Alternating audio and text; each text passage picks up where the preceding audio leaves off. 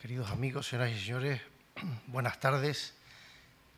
Es mío el honor de estar hoy aquí, haber sido invitado e intervenir en este acto de la Asociación de Iberoamericanos por la Libertad. A menudo se habla de la importancia de la Constitución de Cádiz y de las Cortes de Cádiz, que hicieron otras muchas cosas, porque tendemos los españoles pues, a un cierto hispanocentrismo y a sobredimensionar nuestras cosas. Y me parece más interesante, tal como va el mundo, y así terminaré,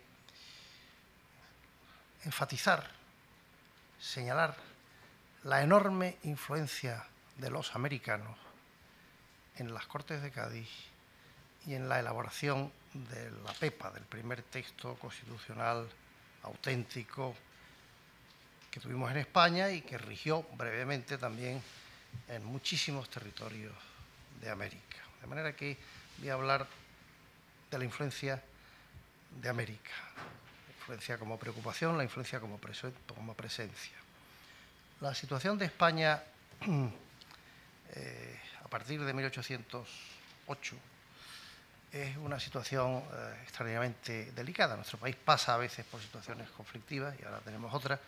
En fin, era una situación muy complicada, había habido la Revolución Francesa, las guerras entre Inglaterra y Francia, internamente teníamos un sistema absolutista, muy enraizado ya en la tradición política española. Si se hubiera hecho una encuesta entre los españoles de entonces, una tesis que sostenía Julián Marías, habrían contestado muchísimos: ¿quién debe mandar en un país? Habrían dicho el rey, ¿no? Era lo sociológicamente imperante. Pero nadie habría dicho que mande Godoy. Godoy era un válido, un privado del rey, que era universalmente execrado en España y en América por la ilegitimidad de origen de su nombramiento como válido y por la ilegitimidad de ejercicio en que desarrolló una extraordinaria corrupción.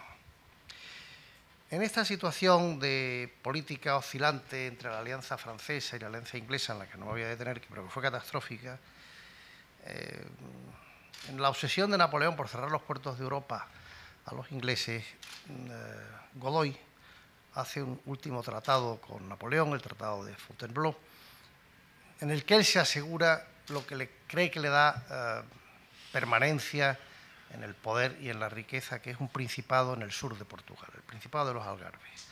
Y con esa ambición pone una alianza ofensiva con Francia, contra Inglaterra y contra Portugal. Esa alianza ofensiva permite a los franceses ocupar pacíficamente España, donde todavía teníamos nuestros ejércitos, pero van ocupando pacíficamente España, y en esa situación se produce un hecho fundamental en nuestra historia, que es el motín de Aranjuez, en el que un sector pues, de las clases dirigentes del país destronan a Carlos IV y ponen en el poder a su hijo Fernando VII, entonces el deseado. Se origina una situación muy complicada y estos dos monarcas, pues que tenían el proyecto, había el proyecto en España de que la corte española, o sea, el poder español institucional, hubiera hecho lo mismo que los portugueses. Los portugueses, cuando vieron estas cosas, se fueron a Río de Janeiro. Y esto influyó mucho en la historia del Brasil, en la preservación de la unidad del Brasil. Y aquí había ese proyecto, que era llevar la corte española a México, cual habría implicado la necesidad de la alianza inglesa ya, pero este proyecto no se lleva a cabo por lo que estoy contando. Se produce una situación de guerra, de conflicto, de caos, y estos señores van a Bayona porque deciden que sea Napoleón quien arbitre, mediante un laudo, quién es el rey legítimo, si el padre o el hijo. Y Napoleón naturalmente los acoge en Bayona y emite un laudo arbitral diciendo: ni el padre ni el hijo, soy yo, me quedo yo con España y sus dominios. Bueno, y luego se lo pasa a su hermano José y hace una cosa muy importante, que es a la que vamos, que es que convoca una asamblea de notables no elegidos, que elaboran o ponen la firma en una primera constitución, la Constitución de Bayona, de ese hecho quiero señalar dos cuestiones. Primero, ya en la elaboración de la Constitución de Bayona, en Bayona, hay 6 notables iberoamericanos que participan en aquello, que son más bien burócratas madrileños, pero son 6. Eran 91 españoles, de los cuales 6 eran americanos. Y lo segundo es que esta Constitución de Bayona establece la plena igualdad entre españoles europeos y españoles americanos, que era la terminología que se usaba entonces. De manera que, ante este hecho, en España lo que hay es una situación caótica, también la hay en América. Se aplica un principio del derecho tradicional monárquico, que es que estaban todos sujetos a un rey, pero los reinos no estaban sujetos unos a otros, ni en la península ni fuera de la península. Todo el comienzo del proceso de emancipación, al principio, son juntas que están diciendo eso. Nosotros aceptamos al rey legítimo, pero no estamos sometidos a otro reino. Y así empieza todo. Y empieza en España también.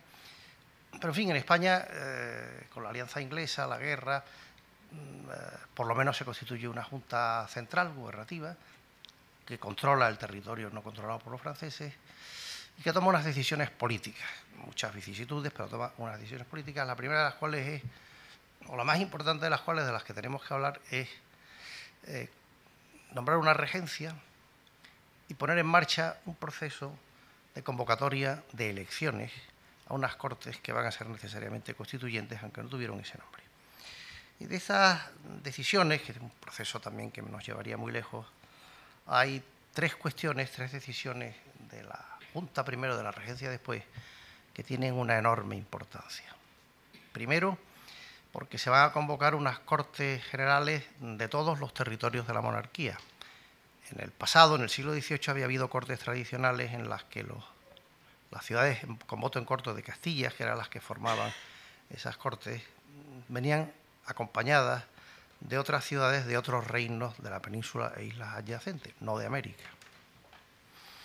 Que ya está el principio de que la representación excede a la corona de Castilla. Lo segundo que había pasado y vuelve a pasar es que ya muy tradicionalmente en las Cortes españolas, bajo el régimen absolutista, no se convocaba a los otros estamentos, a los que llamábamos en España brazos. Que aquí se convocaba solo el tercer estado, que eran todavía procuradores con mandato imperativo, y lo mismo se hace en este caso. Es decir, se va a convocar a que vengan todos los reinos de la monarquía, los reinos de España, los reinos de América y Filipinas, y se va a convocar mediante un sistema electoral en 2 grados, pero con un sufragio universal masculino, cosa que era un hecho masculino, porque en aquella época el sufragio femenino, que de esto hablaremos luego en Cádiz, no existía en ningún sitio, ¿no? Entonces, convocar a todos los reinos, convocar solo al estamento llano, con lo cual toda esta problemática inicial de la Revolución Francesa, de si los representantes de la Iglesia y los de la nobleza se reunían juntos o separados con los del Estado llano, todo esto queda abolido de un plumazo. Y esto es un hecho bastante revolucionario, digamos, en el contexto europeo. Finalidad de estas cortes eran muchas. Era unir a la lucha patriótica tradicional en nombre de la religión, de la legitimidad monárquica, unirla, contraprogramar el programa ilustrado que representaba de una manera usurpadora y ficticia José Napoleón y el propio Napoleón. Entonces se contraprograma, y la tercera decisión es también necesaria, es que estas cortes se reúnan en Cádiz. Se tenían que reunir en Cádiz porque el territorio estaba siendo progresivamente invadido, porque la guerra era una guerra norte-sur, y por otras razones, porque Cádiz era y siguió siendo una ciudad inexpugnable por su geografía, por las enormes fortificaciones que se habían hecho y porque era la ciudad más próspera de España y de América, en nuestro contexto. Era la más próspera no por razones naturales, sino porque en este comercio de España con América, que no era un comercio libre, sino que era un comercio muy intervenido, muy controlado, pero que era el comercio más importante del siglo XVIII en el mundo probablemente, Cádiz tenía el monopolio de lo que se llamaba entonces la carrera de Indias. Estaban allí en Cádiz el consulado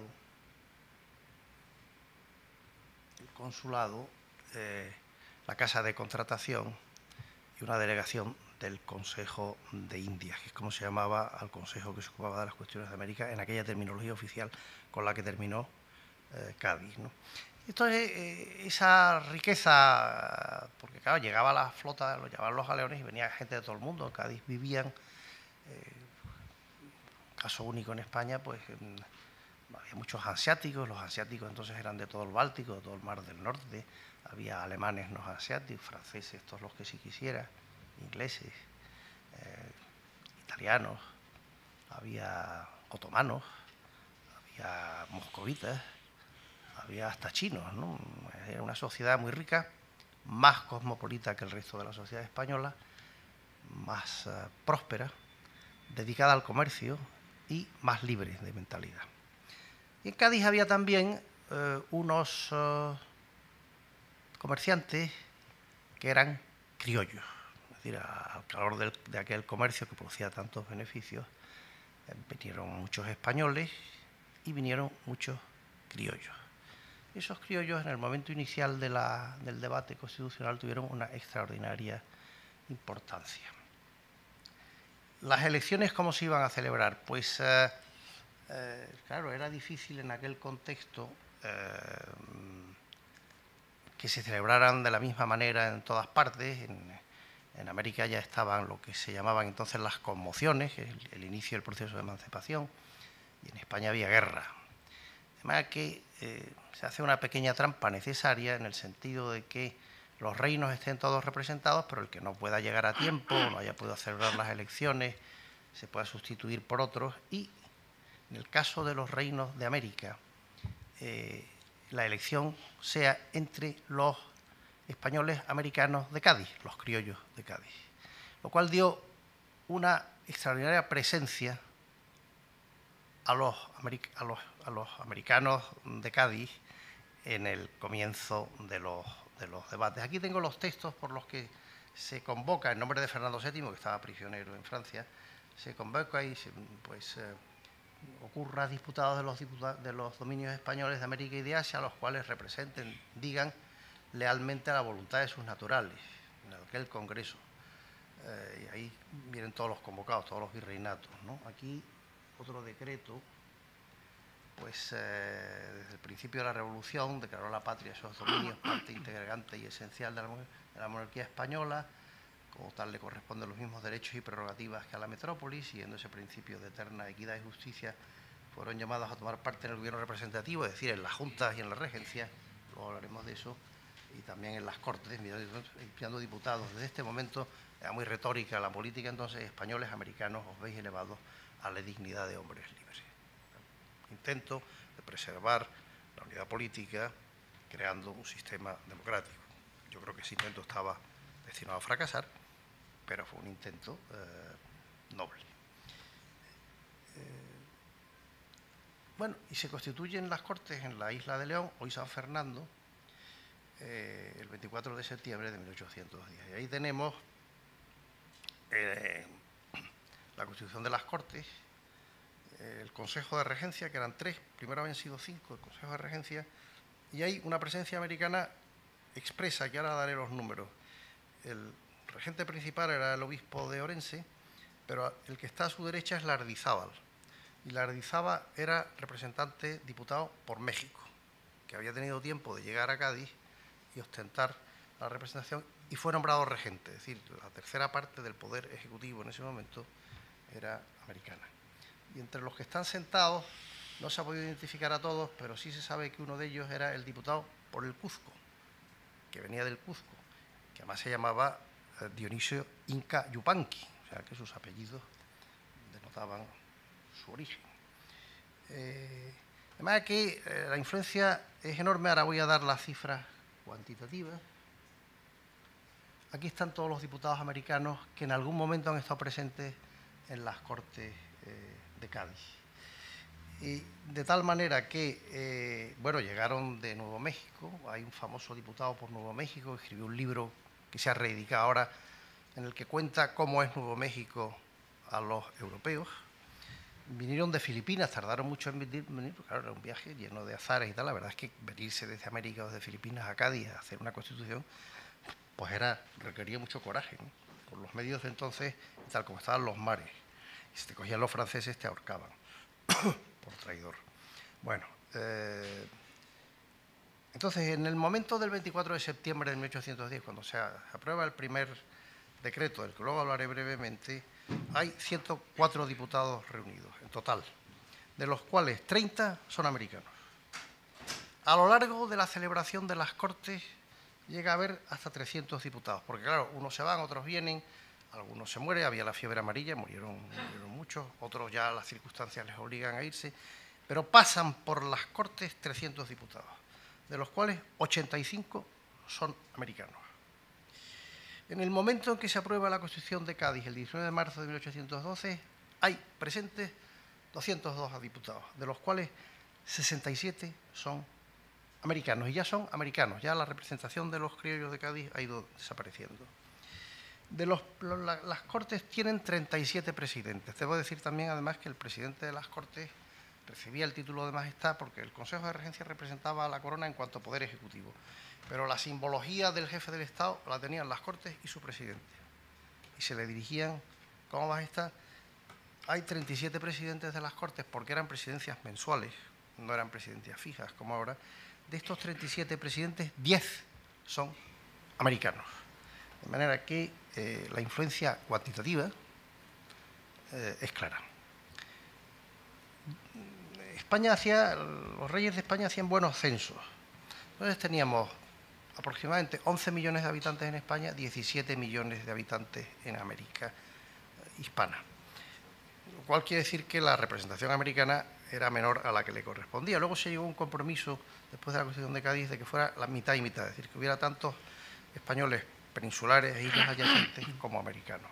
Tampoco habría sido lo correspondiente a la demografía, y de eso algo hablaremos, pero vamos, comparado con lo que el Parlamento inglés le otorgó a los angloamericanos, como se llamaban entonces los norteamericanos, que fue 0, pues esto fue un extraordinario avance. Esta es la influencia cuantitativa, pero es que la influencia cualitativa fue más importante. ¿Qué hicieron estos diputados americanos?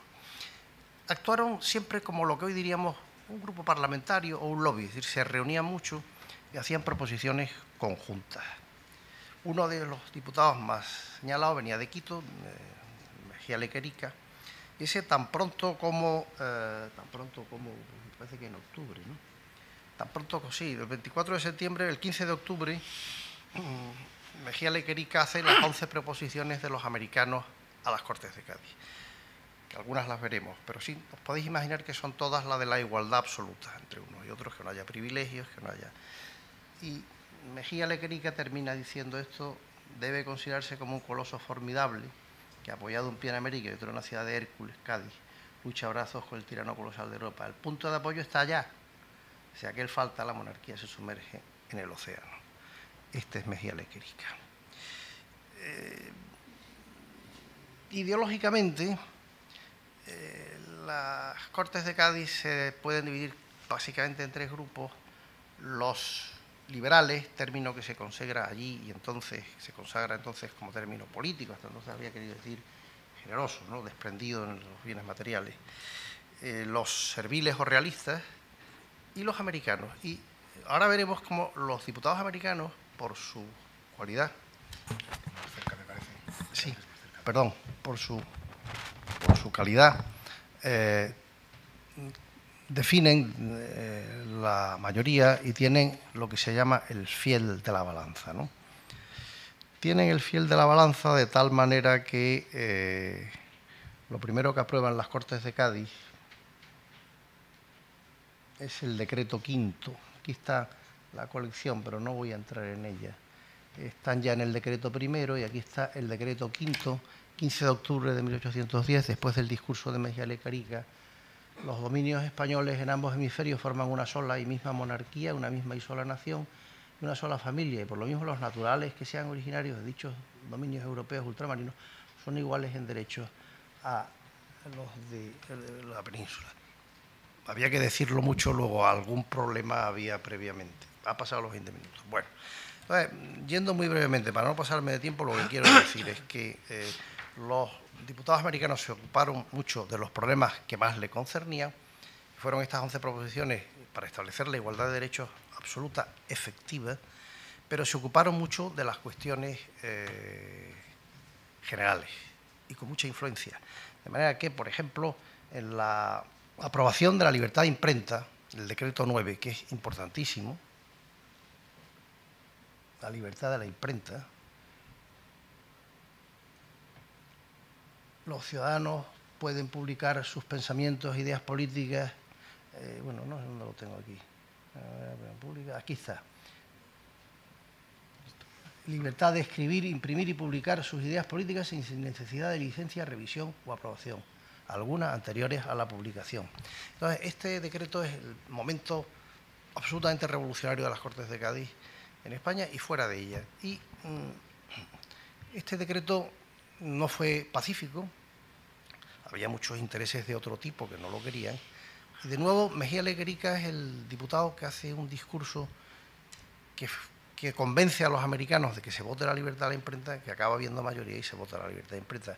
Y así ocurrió en muchas cosas, ¿verdad? Que se ocuparon de sus cuestiones y se ocuparon mucho de las cuestiones generales.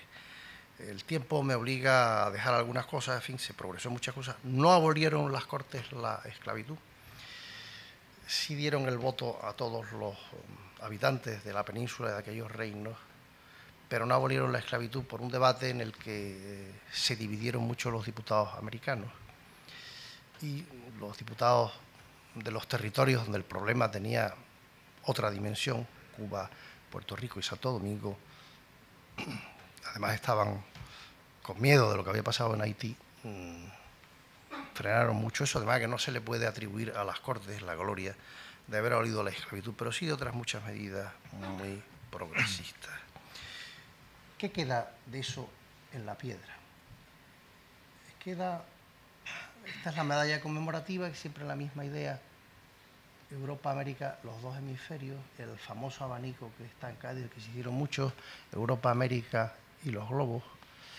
Este es Lardizábal, este es Morales Duárez, otro diputado mexicano, este es Ramón Pover, que soy presidente. Y estos son los monumentos, este es el monumento de la Constitución de Apatzingán, pero que no tengo bien, que es la primera Constitución. América se adelantó a la Constitución con la Constitución de Cundinamarca, con la de Cartagena, lo hicieron antes ellos, ¿no? Este es un monumento a la Constitución de los que se mandó a hacer, que sigue en Comayagua, y este, el más curioso, que sigue en Florida. Florida mandó un diputado.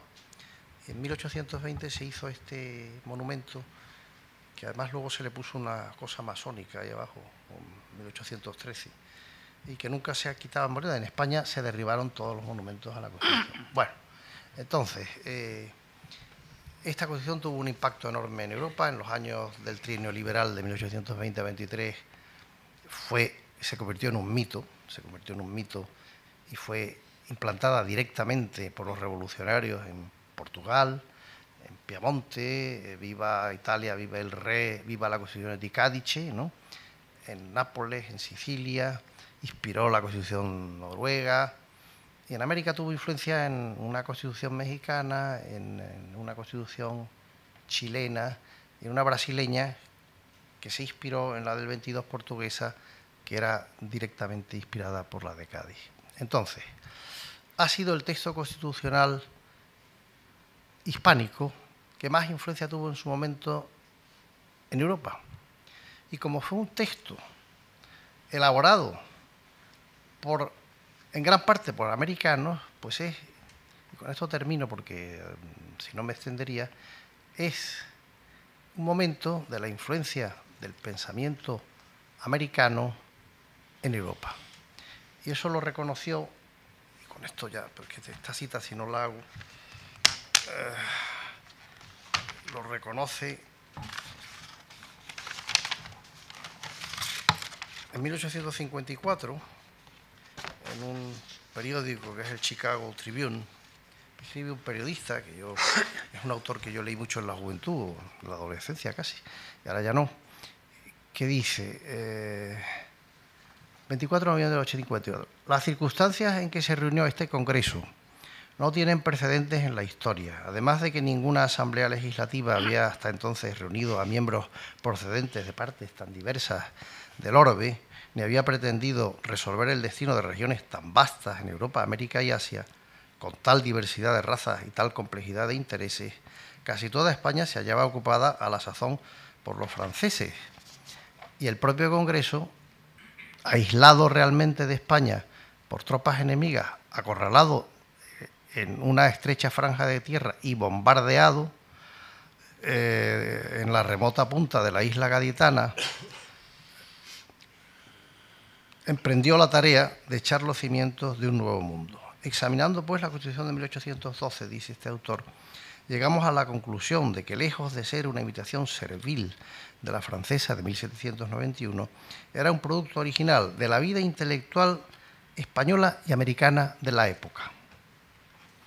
¿Y quién firma esto? Carlos Marx.